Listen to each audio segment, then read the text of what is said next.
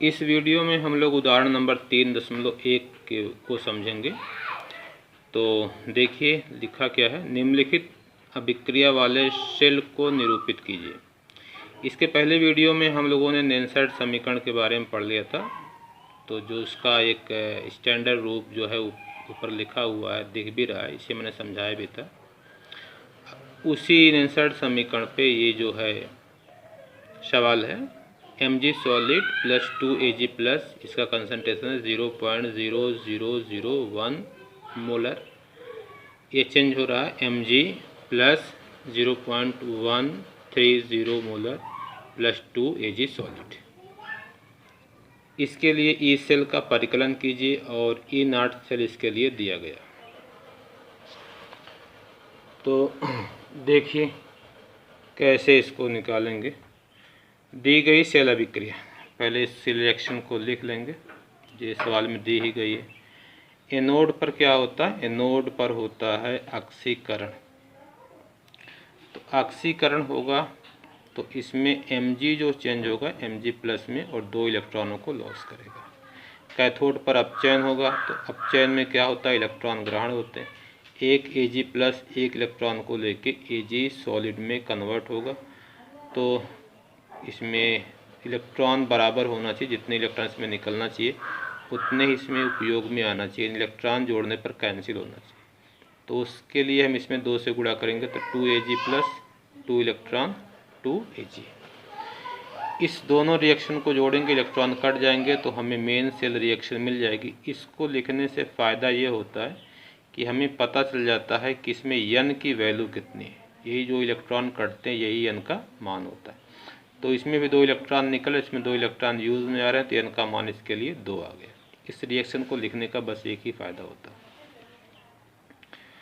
अब नेन्सेट समीकरण से, नेन्सेट जो हमारा समीकरण है जो कल आपको मैंने बताया था, ई सेल बराबर होता है ई नॉट सेल माइनस RT बटे NF। यहाँ पर n का मान मैंने डायरेक्ट 2 रख दिया है।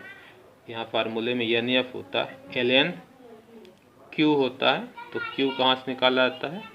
ये राइट वाला ऊपर होता है, लेफ्ट वाला नीचे होता है। सॉलिड के कंसंट्रेशन को हम छोड़ देते हैं, तो इधर लिखा जाएगा ऊपर Mg प्लस का कंसंट्रेशन और नीचे लिखा जाएगा Ag, और जो इसका गुणांक होता है ये पावर में जाता है, तो Ag प्लस की कंसंट्रेशन का स्क्वायर हो जाएगा। तो कंसंट्रेशन हमें क्वेश्चन में दिया गया है। क्वेश्चन में देखिए Mg, ये जो नीचे लिखा है ये इसका कंसंट्रेशन है। ये Mg प्लस का कंसंट्रेशन है 0.130 मोलर और Ag का है 0.001 मोलर। तो इसका मान यहाँ पे रख देंगे। ई सेल भी दिया गया है, जिसको हम अभी अगले स्टेप में रखेंगे। 25 डिग्री सेंटीग्रेड टेम्परेचर पर, ये जो मैं कैलकुलेट कर रहा हूँ ये 25 डिग्री सेंटीग्रेड ताप पर कर रहा हूँ, क्योंकि अगर क्वेश्चन में हमें टेम्परेचर के बारे में नहीं दिया गया है तो हमें कैलकुलेशन को 25 degree centigrade temperature, room temperature पर करना होता है। तो R का मान पहले तो मैं आपको बता दूं, यहाँ पर Ln है। Ln को जब log बेस 10 में कन्वर्ट करेंगे तो 2.303 से गुणा करेंगे। R जो होता है वो गैस स्थिरांक होता है, इसका मान होता है MKS में 8.314 होता है। टेम्परेचर 25 डिग्री है, इसको चेंज करेंगे 298 केल्विन होगा, जिसको मैंने कल बताया था। N जितने इलेक्ट्रॉनों का आदान प्रदान होता है, N का मान 2 है। यह फैराडे होता है, जिसका मान लिया जाता है 96,500। लेकिन इसका एग्जैक्ट मान आपको बता दूं कि फैराडे का एग्जैक्ट मान कितना होता है। फैराडे का एग्जैक्ट मान होता है 96,487। लिखी देखिए लिखा भी, R गैस नियतांक, इसका मान होता है 8.314 जूल पर केल्विन मोल। तो ये आपको याद रखना है, ये गैस के चैप्टर में भी पढ़ाया जाता है। तो 96,487 होता है, लेकिन लिया आता है 96,500। कैलकुलेशन इससे आसान होती है।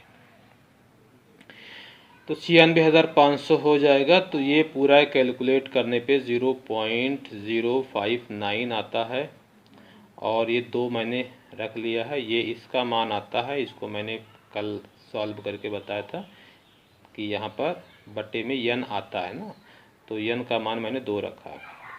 इसका भी कंसंट्रेशन का मान mg का 0.130 है, रख दिया हूँ, और Ag का है 0.0001 का स्क्वायर। तो देखिए दशमलव के बाद कितनी गिनती, 1 2 3 4 गिनती, इसको मैं 10 की पावर -4 लिख सकता हूँ। तो इसको जब और सॉल्व करेंगे तो ई सेल बराबर E0 सेल का मान दिया है क्वेश्चन में, देखिए तो E0 सेल का मान मैंने रख दिया है। E0 सेल देखिए दिया गया 3.17 वोल्ट।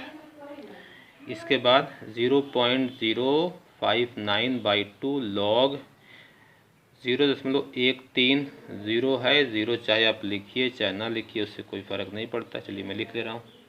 ये 10 की पावर 4 का स्क्वायर है, तो 10 की पावर 4 का स्क्वायर घात की घात का आपस में गुणा होता है, 10 की पावर -8 हो जाएगा। अब ये ऊपर जाएगा तो 10 की पावर 8 हो जाएगा। अब इसमें जब ये 10 की पावर 8 हो जाएगा, अब दशमलव देखिए, दशमलव जो है इसको 2 अंक जब इधर ले जाएंगे तो 13 हो जाएगा। ये पावर जो है 2 घट जाएगी, तो ये हो जाएगी 10 की पावर 6। इसको तो मैंने उतार ही लिया है, इसको भी मैंने उतारा ही है, इसको यहाँ पे लिख लिया गया है। अब देखिए 10 की पावर 13 गुणे 10 की पावर 6, इसका लॉग लेना है, तो log a गुणे b बराबर log a धन log b होता है, तो log 13 धन 10 की पावर 6 हो जाएगा। तो ये जो 6 होगा ये गुणे के रूप में उतरेगा, log 10 बेस 10 का मान 1 हो जाएगा। log 13 बेस 10, तो log 13 बेस 10 का मान मैं आपको निकालना भी दिखा दे रहा हूँ। पहले हमको ये देखना होता है कि इसमें संख्याएं कितनी संख्या है, 2 संख्या। 13 में 1 और 2, 1 और 3 है, इसमें 2 संख्या है। जितनी संख्या होती है उससे 1 कम कर देते हैं, 2 में से 1 कम करेंगे तो 1 होगा। 1 के बाद लगाना दशमलव, उसके बाद लॉग टेबल से 13 के सामने 0 वाले कॉलम में मान देख लेना।